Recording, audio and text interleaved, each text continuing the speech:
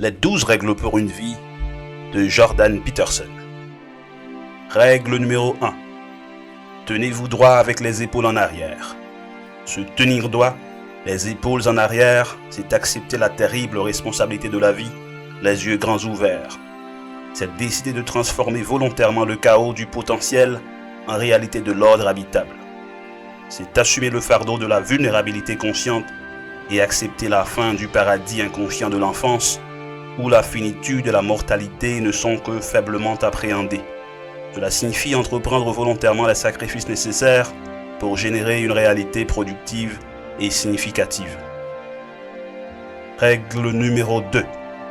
Traitez-vous comme quelqu'un que vous êtes chargé d'aider. Renforcez l'individu. Commencez par vous-même. Prenez soin de vous. Définissez qui vous êtes. Affinez votre personnalité. Choisissez votre destination et articulez votre être. Comme l'a si bien brillamment noté le grand philosophe allemand du 19e siècle, Friedrich Nietzsche, celui dont la vie a un pourquoi peut supporter presque tous les comment. Règle numéro 3. Faites-vous des amis parmi les personnes qui veulent le meilleur pour vous. Efforcez-vous donc de vous entourer de bonnes personnes.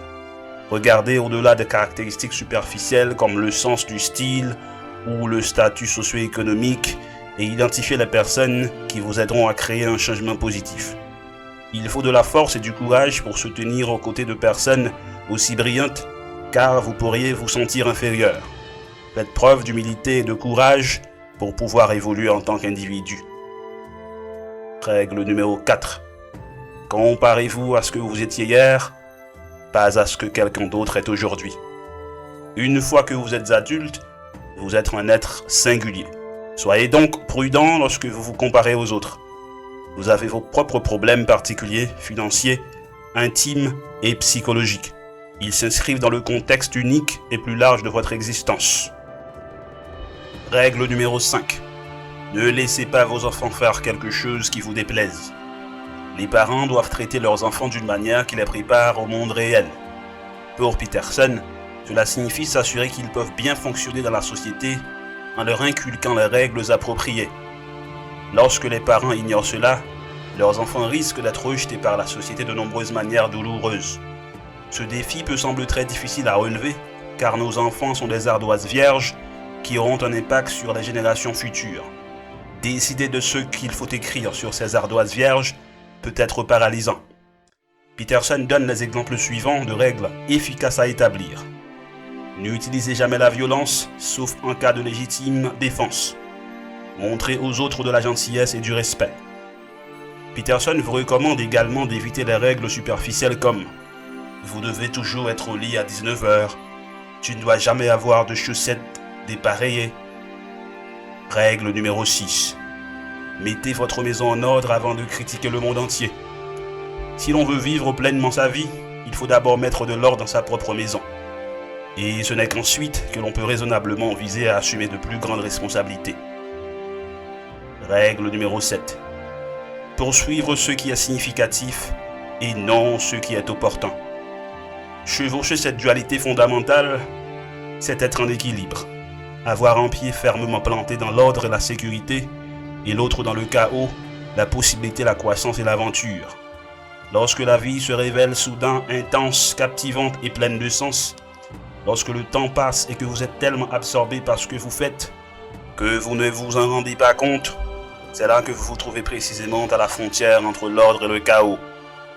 Règle numéro 8. Dites la vérité ou du moins, ne mentez pas. Si votre vie n'est pas celle qu'elle pourrait être, essayez de dire la vérité. Si tu t'accroches désespérément à une idéologie, ou si tu te complais dans le nihilisme, essaye de dire la vérité. Si tu te sens faible et rejeté, désespéré et confus, essaye de dire la vérité. Au paradis, tout le monde dit la vérité.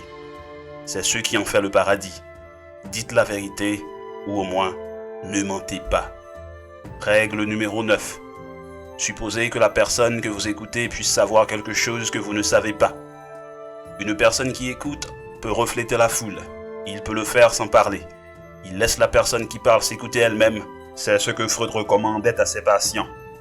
Freud demandait à ses patients de s'allonger sur un canapé, de regarder le plafond de laisser leur esprit vagabonder et de dire tout ce qui leur passait par la tête. C'est sa méthode de libre association. Les psychanalystes freudiens utilisaient cette méthode pour éviter de transférer leurs préjugés et leurs opinions dans le paysage interne du patient. Alors, écoutez vous-même et ceux à qui vous parlez. Votre sagesse consiste non pas dans les connaissances que vous possédez déjà, mais dans la recherche continuelle de la connaissance, qui est la forme la plus élevée de la sagesse. Règle numéro 10. Soyez précis dans votre discours. Lorsque nous avons un problème, nous sommes souvent tentés de le dissimuler ou d'espérer qu'il disparaîtra de lui-même. Il est plus facile de garder la paix et d'éviter l'anxiété, le désespoir et la tristesse qui sont associés à la confrontation de vos problèmes. Il est plus facile de prétendre que le problème n'existe pas que d'admettre qu'il existe et d'accepter la douleur. Mais ce n'est pas une solution efficace. Ainsi, chaque fois que vous envisagez de réaliser quelque chose, vous devez être explicite et précis dans vos objectifs. Des objectifs flous peuvent créer des actions floues qui peuvent ensuite créer des résultats flous. Règle numéro 11. Ne pas déranger les enfants lorsqu'ils font du skateboard. La question morale fondamentale n'est pas de savoir comment mettre les enfants complètement à l'abri de la mésaventure et de l'échec, afin qu'ils ne connaissent jamais la peur ou la douleur, mais comment maximiser leur apprentissage, afin que des connaissances utiles puissent être acquises avec un coût minimal. Règle numéro 12. Caressez un chat lorsque vous en rencontrez un dans la rue. Peterson admet qu'il est facile de se concentrer sur les aspects les plus déplaisants de la vie. Après tout, certains exemples de souffrance peuvent sembler complètement écrasants. Il prend l'exemple de sa fille qui a lutté toute sa vie contre une arthrite grave. La solution de facilité face à ces crises est de devenir nihiliste ou négatif à propos de tout. En réalité, cette approche peut souvent être pire que la souffrance initiale. Pour contrer le nihilisme potentiel, prêtez une attention particulière à l'amour et à la beauté qui vous entoure. Il peut s'agir d'un coucher de soleil, de fleurs ou simplement de caresser un chat. Considérez ces moments, quand vous le pouvez, pour en augmenter l'impact.